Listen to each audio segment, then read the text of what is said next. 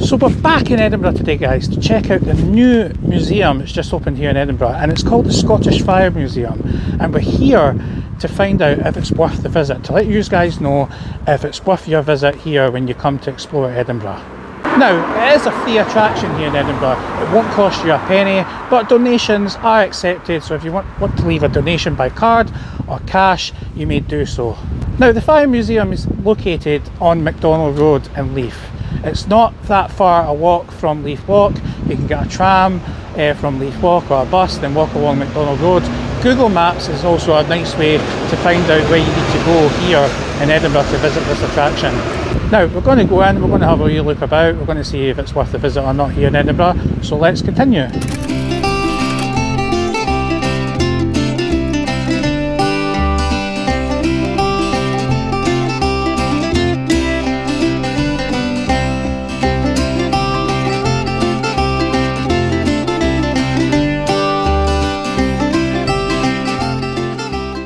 You've got a squirt. Now the squirts were introduced to this country by the Romans.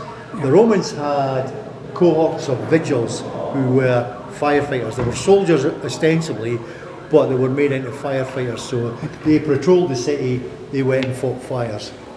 Part of the problem with them was that they also were looking for insurrection or any underlying problems, and so they were really a police force as well. Yeah. And that didn't make them well liked by the public in Rome.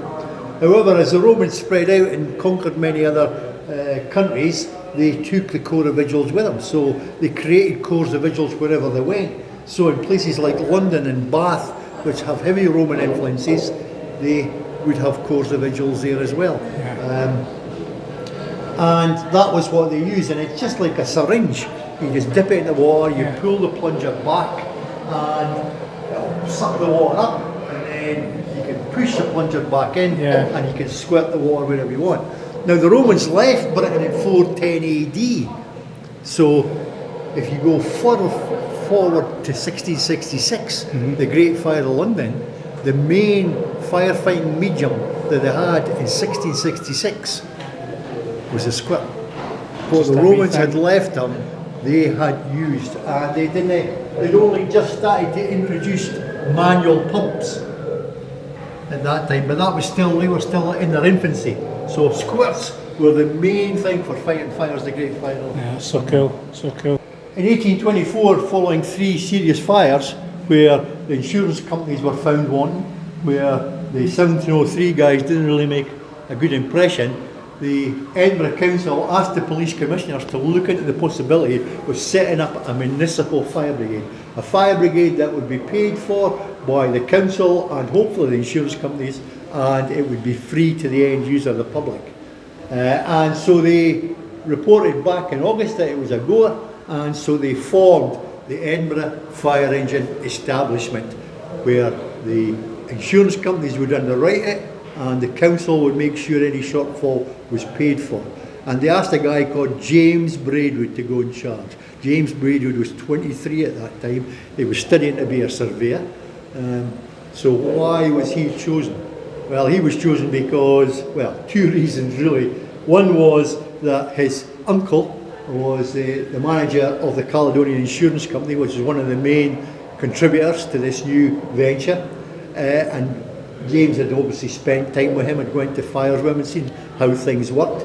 But more importantly, at one of the fires that I mentioned previously, it was a brass foundry alight in Nidri Street off the High Street, and 2 separate insurance companies were dealing with the fire because it had affected 2 different properties. They were running back and forward to a fire truck in the High Street to get buckets of water, which they were running down the street with to fill their fire engine. Most of the water, of course, was being spilt, so very little was going to the fire engines. And the Scotsman report of the day says that somebody, a stranger from the crowd, stepped forward, took all the spare pipes. When they talk about spare pipes, they're talking about lengths of hose, joined them all together, ran them from the cock up on the High Street, down to the back of the 2 appliances, told the guys to dig a pit and then fill it with the water that would run from the fire cock. They duly did this and put the fire out.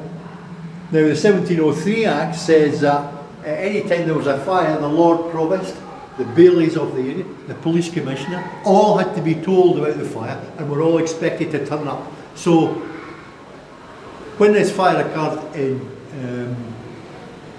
Nidri Street, they would all be watching what was going on. So when it came to electing somebody to go in charge, when his name came up, they would immediately, somebody would say, oh, remember that guy that stepped forward in Nidri Street and put, that's who James Braidwood is. So right away, kudos to him, and he was asked to go in charge. So coming from manual to steam and motor, petrol. This is a 1901 Greenwich Gem. It's pulled by horses, but it's steam powered to pump the water. So that's what you've got at the back. The driver, who at this stage wasn't a firefighter, he was just a coachman. His job was to look after the horses, to get them to the fire and get them back again. And look after the horses while they were at the fire. The officer in charge would stand at one side, second in charge at the other, and they would work the brakes, they would be the brakemen. Everybody else except the engineer would sit either side.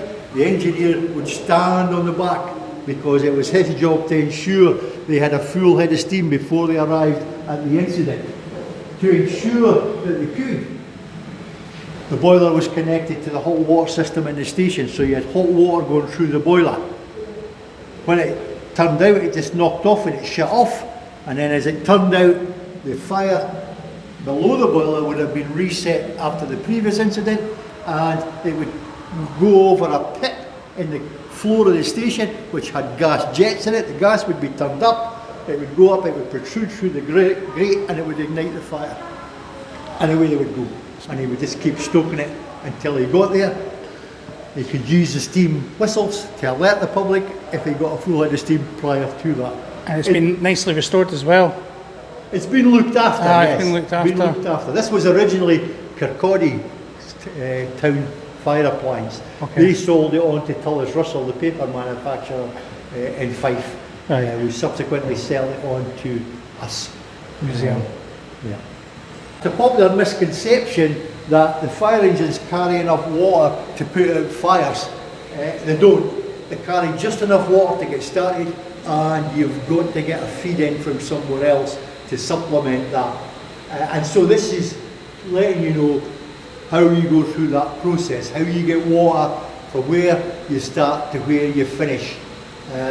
So the first thing up here, of course, is the indicator plate, the yellow indicator plate that tells us where the hydrant is situated. Yeah. Below that you've got part of an original water main. So originally water mains were timber, hauled out tree trunks, joined together to form a line where water could come in. And the original water that came into Edinburgh from the Pentland was conducted that way. It came from the Pentlands and it went to a reservoir on Castle Hill, which still existed here, though it's no longer a reservoir. It's now Edinburgh Rolling Mill or something like that. This one was actually dug out in the Scottish borders, and that was actually recovered from the ground by my father. Oh, how's it so in good condition? It's been preserved. Oh, is it? Right, okay. It's been treated so that it doesn't flake off and all that. Yeah, it's amazing. And then next to that you've got a standpipe on an old fire cock. Now when Braidwood took over in the fire brigade, so the fire cock's a bit below. All right. There was only about 24 fire cocks in the whole of Edinburgh. In the first year he increased that to 96. In the second year he added another 122. So gradually he was getting fire cocks installed where they could be useful to him. And if you look at his book that he wrote in the 1830s, he talks about the fire cock and he talks about holding two in spare just in case. So when we emptied Lauriston out, when the building was sold, we found two of these in the basement. So these probably came from number 1 station in the High Street when it transferred there in 1900. So whilst I'm not saying that that's from 1824, it's certainly from the 1800s. Yeah. And then you've got different types of hose, and I mentioned earlier about leather hose. There's leather hose up there, and you can see it strips of cowhide, joined together or riveted and then you can see how they're all joined, all the bits are joined together with couplings at either end. The big thing about leather hose is you had to keep it supple so the water would pass through it. So after you've been at an incident, you have to hang up and allow it to drain, and then when you bring it down, you smother it in some sort of lubricant. Now, you saw the one in Dunn's, the motor. What they would maybe use is goose grease or pig fat, something that was commonly available and was cheap. In Edinburgh, when Braidwood came along, he actually used his own concoction, which was beeswax and neat's oil. Neat's oil, of course, is made from goat's hooves, and it had to be melted and applied hot. And then you've got the different types of hose. You've got canvas hose, and then you go on to the new Duraline hose, which is what we use today. And the big thing about Duraline is it can be recycled. It can be recycled into things like watch straps. That's what that watch strap's made of, old hose. So again, that's being recycled. We're doing a bit for the time.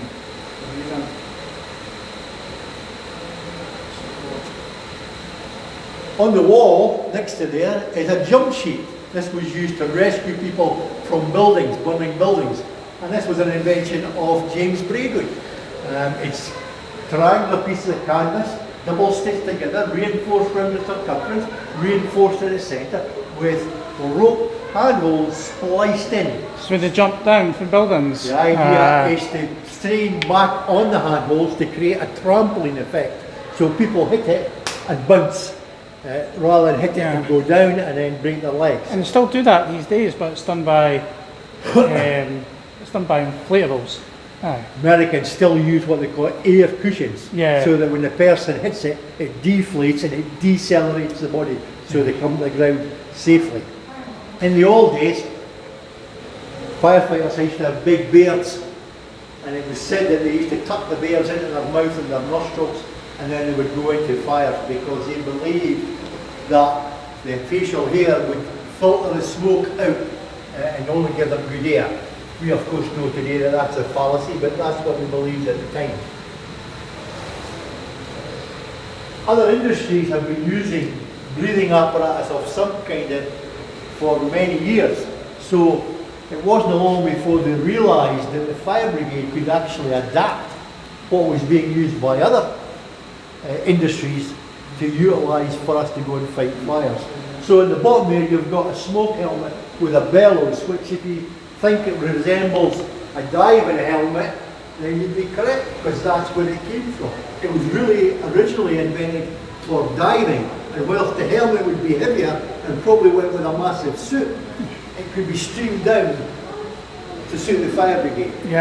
And then the salvus and the proto set above it, again, mining industry, it was compulsory to have some sort of breathing apparatus in there so they could rescue miners that may be trapped or overcome. And again, this could be adapted for firefighting. Next to that, we've got a set of firefighting kit down through the ages. We haven't got every single one there. But for about 100 years, from Braidwood's time up until the early 1980s, so over 100 years, there wasn't enough of great change in the firefighting kit. Braidwood had a short woolen tunic with brass buttons, white canvas trousers, leather boots, and a stout leather belt with a tool attached to it. That was what the Royal Navy were wearing at the time. So he just adapted that, because if it was good enough for the Navy to keep them dry, how would it not keep firefighters dry? And what he did was he gave them a helmet based on the Maori war helmet. All he did was increase the peak and put a skip on the back. The skip was to protect the neck and shoulders from lead, any falling objects. And that was it. Things didn't really change. As we went on, the helmet went to brass. They went away from leather helmets, they went to brass. 1928, 1929 had to go back to leather because electricity was introduced into domestic properties and it was retrofitted, so it was surface mounted cables. So that was a danger in a fire, because if the cables fell, it would electrocute them through the brass helmet. So they went back to leather helmets, which is what you see there. And then all of a sudden in the 1980s we start to get a bit more protection. Some of the stuff that we've been wearing all this time is deemed to be satisfactory. And to me, it almost tells us that now the people in charge realise that the most valuable asset they've actually got is not the appliances, it's not the equipment, it's the actual firefighters themselves. Yeah. And they decide to try and give you the best that they can. So very rapidly, as new fabrics come along, as new designs come along, we get the best that's available if the money is available. And again, finance is always at the heart of it. But again, the safety of the firefighter is paramount. And so you can see, looking at what we wear today, it's the best of gear, it's the best of gloves. If you go back to the early 70s, we didn't even have gloves. And when we did get issued, it was just gardening gloves. Yeah. You can see on that mannequin there. Yeah.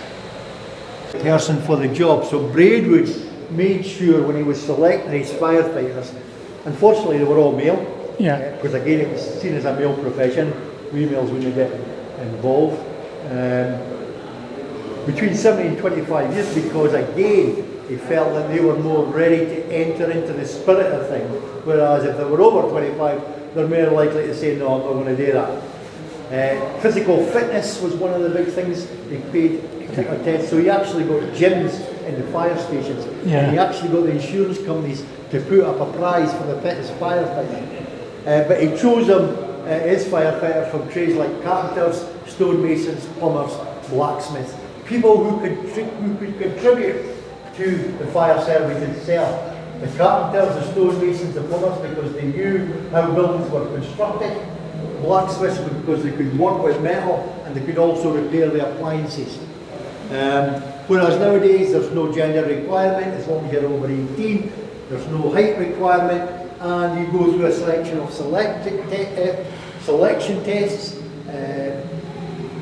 There are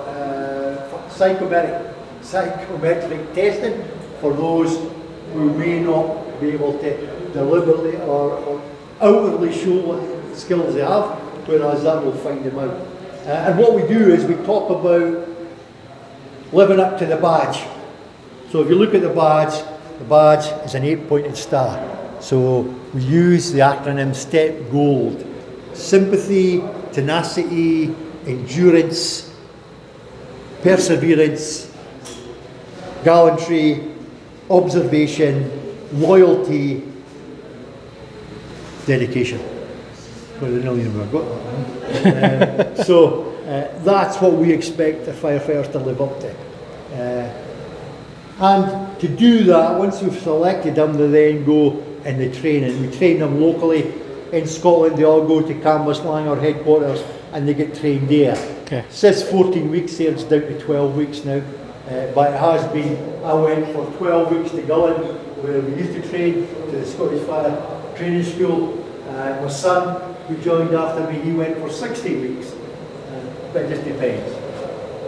And then you've got, in that cabinet there, you've got some of the memorabilia from Gullen, trophies, because again, lots of sports, things that keep you fit, that's what they were into. The bell, which hung in the reception, was rung to tell you what was happening. Time to go to bed, time to go to meals, time to get up. And then next to that we have Meet the Dogs, and this is our canine friends. The fire brigade has come fairly late to the show in these terms. Other services have been using dogs for a long time. Yeah. And it's only recently, in relative terms, that we've realised what they could do for us. And Conception so now, building quicker. well, we've got two different types. We've got detection dogs, which will detect flammable liquids. Small, minute quantities that we wouldn't even smell, they can pick it up because of their highly sensitive nose. And similarly, we have urban search and rescue dogs who will go into buildings and detect people, find people, especially during collapses, etc. Yeah. So we have two different sets there. So cool. This final cabinet is what we call a changeable cabinet. So this is the only part of what you've seen today that might change. And this time it's concentrating on conflict and change, and it's talking about the fire service in the Second World War. Now, main thing right here is women. Women came into the fire service during the First World War. However, when the men came back from fighting, most of the women went back to what they'd done before. However, after the Second World War, women stayed. However, we didn't have our first female firefighter in Scotland until the 1980s. So again, it took a long time, but they still stayed in. So we've got bits and pieces there. You'll notice these cartoons, or these drawings. Yes. These were done by William Wilson. William Wilson was well known as a stained glass creator and artist. And during the war, rather than go in the Air Force or the Army or the Navy, he joined the fire service, which was a reserved occupation. And it was while he was in there that he did these drawings. And this was the only work he produced during the Second World War, and these are the only ones. There's no enactment. We've got them. That's it. They're ours, and they're nowhere else. Very rare then. Very rare. Below that, you've got this drum. The drum was actually part of the Southeastern Firefighting Force, which is what we were during the Second World War, and that was part of the pipe band. Pipe band would go to recruitment drives, sporting events, anywhere where we could raise the profile. But that's quite, but it harks back to the early days in Glasgow, where they had drummers who went about the streets drumming to tell the firefighters that they were required at the fire station to go to a fire. In Edinburgh, we did something similar, but we did it with a rattle. And then when the firefighters got together, the person would go in front of the fire engine with a rattle to tell the public that they were coming. So cool. And then finally in here, this leaflet, this pamphlet there, is for Overseas Column number 4. During the Second World War, 7 overseas columns were formed. These were designed to follow the Allies into Europe and help them with firefighting. However, before they could get to the South of England, where they amassed to be fitted out and to train, 6 of them were disbanded. Only number 4 overseas column was maintained, and at the request of the American Air Force, they followed the American Air Force into France, subsequently into Belgium, Luxembourg, and actually went as far as into Germany. And this was a commemorative booklet with letters of thanks from the American Commandant, from the British Commandant, and it tells you everywhere they went, everything they did, and it also lists every single personnel in Overseas Column number 4. And Overseas Column number 4 regularly had reunion dinners, etc. But of course, most of them, if there are any still surviving, and I don't know of any, then they're on few and far between. It's brilliant, mate. Thank you very much. So that's my tour. Yeah. However, if you would like to go and have a look and look at other things that you've not had a chance to see, by all means, please do so. If you've got any questions, Jimmy and Davey and myself will be here, and we'll answer the questions for you, hopefully. Thank you. Thank you very much, my friend. You're Thank you. welcome. Thank you for your service as well. So guys, what did you think of that tour around Scotland's new fire museum here in Edinburgh? I think personally it's 100% worth the visit here in Edinburgh. I'd recommend giving about 2 hours for your trip down here. I don't think you need any more than that, maybe an hour and a half. 2 things to know: there's not a cafe, it's accessible to disabled people, they have toilets, disabled toilets. But there's no cafe. It is a working fire station as well, so they never know, you might see a fire truck that goes out on blue lights. But I'm going to end the video there, guys. If you are new to the channel, please subscribe to the channel, click that bell for notifications. Thanks for watching, take care.